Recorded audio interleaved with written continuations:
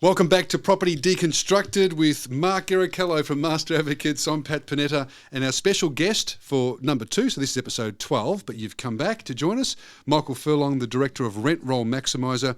Michael is into property management, training and consultancy, yes. And you go into businesses and you basically look at their rent roll and you make it all better for them. Would that be right, Michael? Yeah, absolutely. Thanks, Pat. Thank you. And thanks, Mark, for having me. Thanks for coming back. Yeah. Now, Michael is the president of an organisation you need to tell us about, yeah? Yes, Rent Roll Maximiser is his business, but he's started the Real Estate Resource Group with a collective, and you're the president of that, so can you let us know a bit more? I am, Mark, and thank you for that. So the Real Estate Resource Group was really founded to try and help real estate agents with the one place to find a service or a product, and it's a little bit like the B&I network, which is where we've spent some time together. Yes. And what we did was we created this where it was specifically, instead of reversing back to asking for referrals for anyone everywhere, what we looked at was what do real estate agents, what do they need and where do they spend their money? And as a result, we then went out and we've started to build a team that works together to try and help the real estate industry. So we run events, we run webinars. We've got an event coming up in a couple of weeks' time. We've been trying to get the Greens to speak and talk about their rent freeze policy. Difficult to try and nail the Greens down on anything. I've got they'll get a good reception at the real estate group. The Greens coming there to talk about capping rents. Do you have a date for that already? Friday the 13th Friday the 13th is, and at the Royal Brighton Yacht Club. Oh, nice. I've got Quentin Killian, the CEO of the Real Estate Institute. He's coming down to present the real estate industry's position. I've also got Jess Wilson, the Shadow Opposition Housing and Affordability Minister. I think that's her correct title. She's going to come down and speak as well. And we also had the Greens, but now we're looking at potentially the Salvation Army or someone like that, because it's a massive issue. So the Real Estate Resource Group. It's a good panel. It is, and we've had really good panellists in the past. And I think, Mark, you've been one. You've been one of those. To be on one, that was. So nice we have the Real Estate Resource Group where we have lunches, webinars, and what we try to do. It's not a place where we promote or advocate products or services externally, except for ourselves. So we're just trying to really provide a gap in the market. And I'm also involved in the REIV chapter, the property management chapter. And that's another aspect. So I believe that I'm one of those people that I believe if you can help, you should help, and instead of just sitting back and complaining about things. Yes. And it's also I'm a parent. On a committee. I'm a parent, so I've got kids as well. I want to try and then develop that. I think you should be able to get involved in your community, whether it's your church, whether it's your charity or something. Yes. So I've been involved in kids sport all the way through, and I haven't been overly happy with what the REIV's been putting out for the last couple of years. So put my hand up and jumped on board. Yeah, so and you'll have some committee organisation around events coming forward, and resources and things like the Real Estate Resources Group as well. It becomes like a power group of affiliated professionals, not just real estate agents. Even at your last event that I came to, there was some good conversations with other related professionals like solicitors and I think there was some mortgage brokers. Yeah, networking. Yeah. Guess what? I haven't asked Michael about the number one thing that when you go into a business, and we said it at the last episode, when you come in, you look at a rent roll, and a big mistake that people are making all over the place. Yeah. It's actually, and it's not. It's going to surprise you because it really isn't that difficult. It's the quality of the documentation.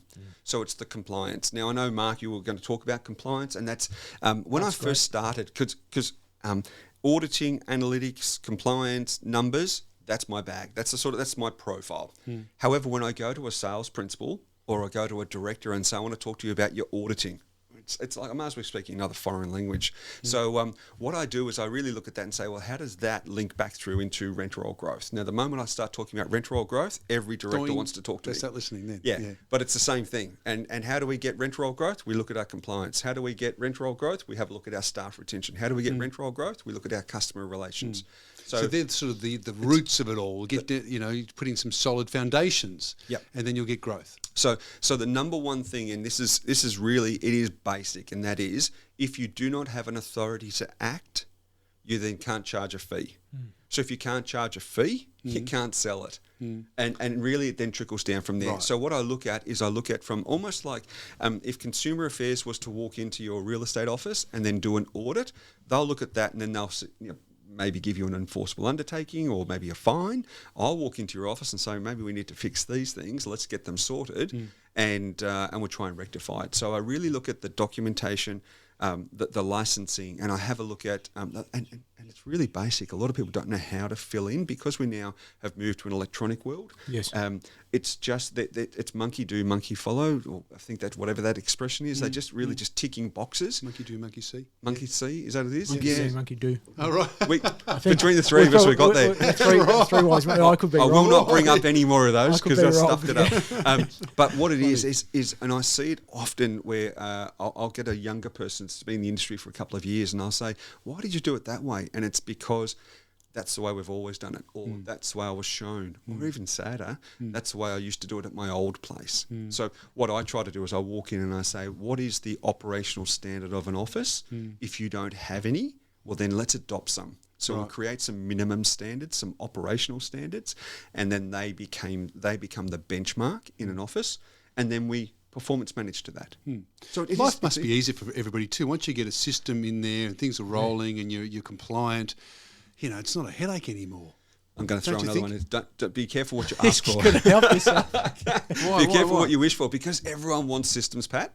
Yeah. But they don't want to follow them themselves. Right. So But that's what you implement. That's what I do. So every director, and it's really funny, I say a director says, I want my staff to follow all these systems. And I say, that's great, but you have to follow it as well. Yeah. No, this is for the staff. Yeah. And so there it's your fish rotting from the top. Yeah, That's what we're everyone talking has to about be for. involved, Yeah. and then you don't fear any audits. If the files are well maintained, then you don't fear a file audit or compliance. I really, and I tell you, this is again my I'm profile. going to Google something while you do that. Yeah. Okay. Years ago, when Consumer Affairs, when I had my rent roll and I was based in Richmond, and Consumer Affairs came into my office one day because they just do random audits, and it's interesting, Spot Mark. check. I don't know if you know this, but the same auditors will come in, and the day that they did an audit on our office, no reflection on our office, but they were at 2 massage parlours earlier, Okay. and then they had some second-hand dealers and a card trader to do in the same day. That's a broad portfolio. It's a very broad portfolio. What are they doing, these guys? I missed it. They Consumer Affairs I inspectors. see. Audit, yeah. Right, So you've right. got Cav auditors for inspectors. your trust accounts, that which you're as an agency, that's separate. You've got you're bound, Right. you're obligated to do that. But then you've got file and agency auditors to make sure you're operating the right way in Right, these right. systems. And And they Cav- just walk in unannounced? They do. Oh, right. They do. Cav just walk in. They can. So if you've It's got under the Commonwealth. Right. Yeah. so if you've had complaints, or they'll randomly do it. So I had my office for 14 years and I had one inspection. So it just goes to tell you how easy it is. When I said before in the earlier episode, when I talked about it's really self-regulated. I've probably had one. But in, over, 20 years. 20 or so, years, yeah. So Guys, let me tell you about this book. It's called The Ultimate Sales Machine. When you're talking about something, it's by a guy named Chet Holmes, The Ultimate Sales Machine. When you're talking about processes and people not wanting to follow it, his phrase is pig-headed discipline. Like you just go in there and you keep going back to the well, repetition, going back to someone, why didn't it work? So this pig-headed discipline to sort of go, and then you just keep trying, and eventually 3 months, 6 months in, it's rolling. But I guess that's the world you're dealing with, this pig-headed discipline of like, absolutely. well, try again type thing. yeah, and look, there'd be a lot of people that would say that I'm a bit pig-headed, because when I walk into a business, I basically say, here is a system. It's not necessarily the best system to follow, but it is a system. Why don't we try this until we find something different? And the difficulty is, because we have a collective of real estate agents, very few agents will come to an office without previous experience, baggage somewhere else.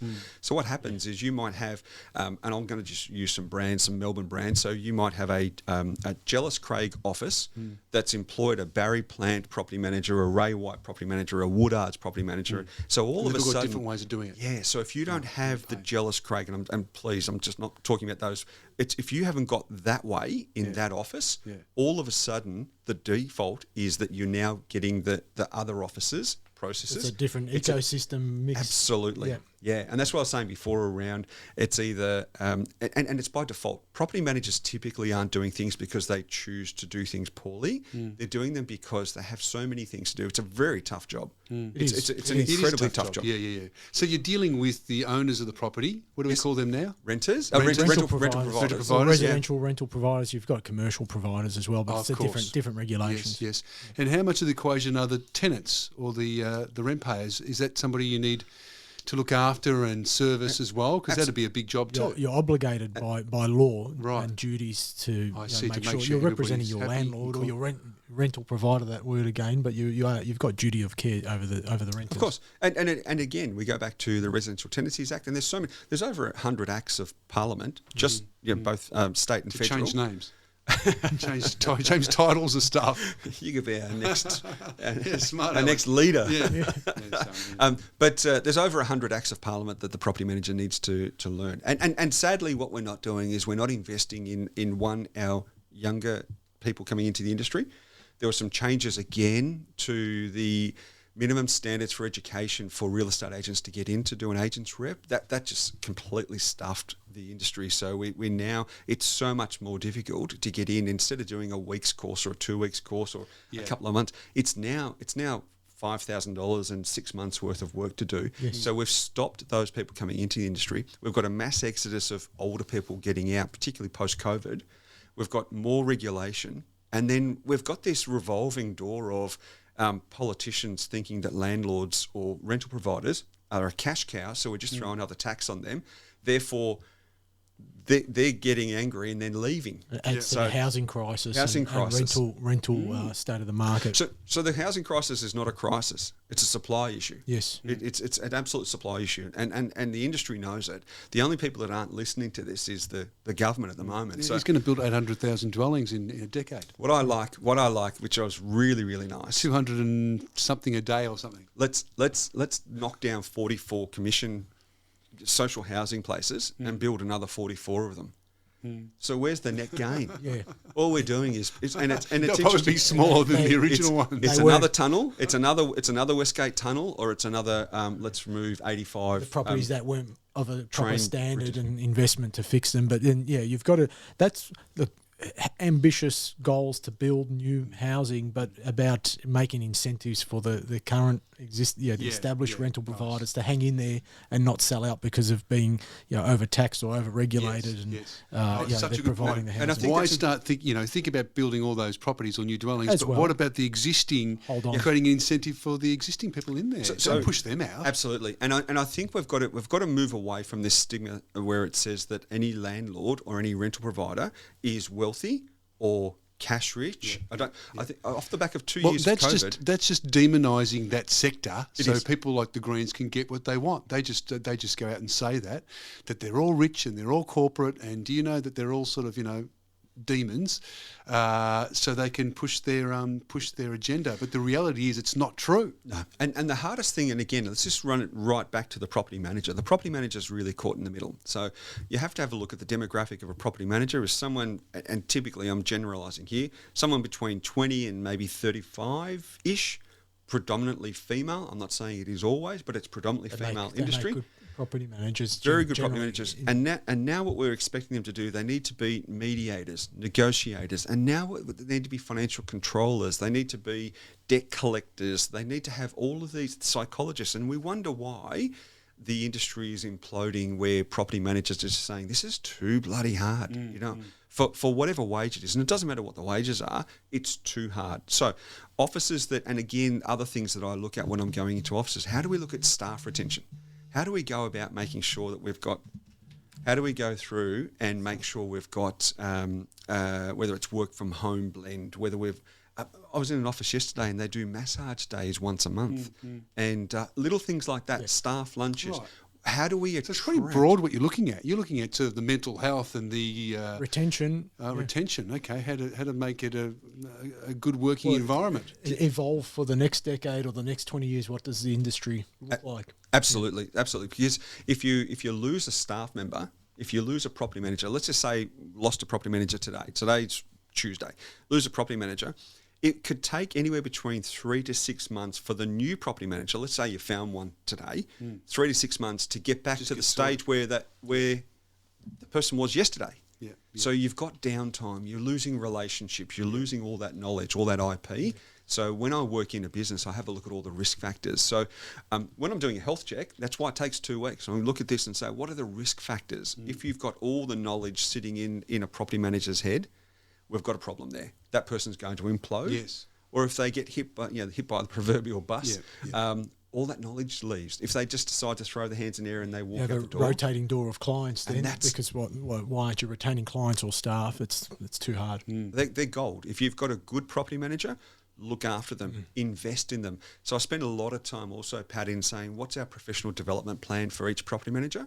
So when I walk in, when I'm working through with a staff, with a team, each person will have their own plan, because not everyone wants to be a property manager for the rest of their life. Not everyone wants to be a department manager.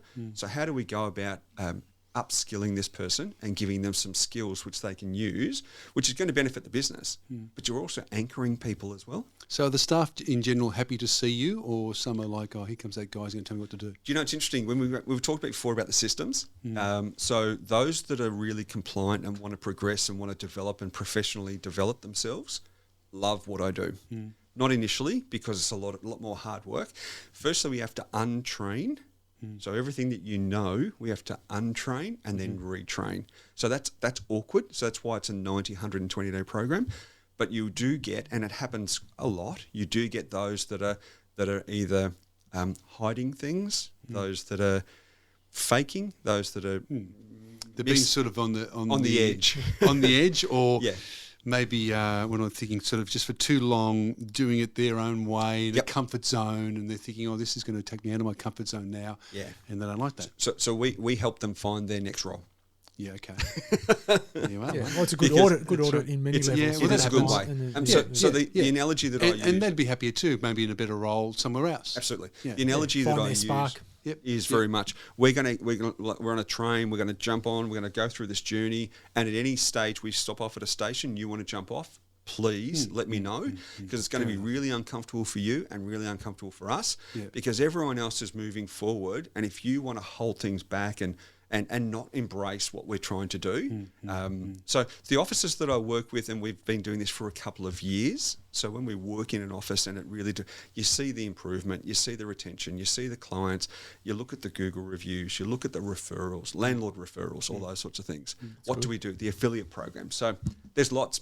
Wonderful. I absolutely, and I must say this, hopefully it's come across in what I've been doing and talking to you guys about, but different to what I was doing 15 years ago. I used to be helping real estate rental providers build portfolios, and that was great, and I really enjoyed that, but I wanted a different challenge, and being in the industry for 25 years, this is incredibly challenging, because now I'm going in and I almost walk level to level or par to par with directors in their business, and I treat it as though they're my own for that 3, 4, 5 months whilst I'm there. What a wonderful guest, and great. really good, a lot of great information there too. So it's been good having Michael in the studio. Mark, do you want to thank Michael? Anything I've missed out that I want to wrap up before we go? It was good. Yeah, and then we can talk a lot more and unpack a lot more, but I think we hit a lot of key points, and great that you can get in there and help agency principals, navigate the real estate storm, so to speak. So, absolutely. And help from your experience. So thanks again for coming in and sharing. It's my pleasure. Thanks, guys. Yep. Michael Furlong, Director of Rent Roll Maximiser and also Co-Founder and President of Real Estate Resources Group. Thanks for being on our podcast and videocast, Property Deconstructed. Thank you.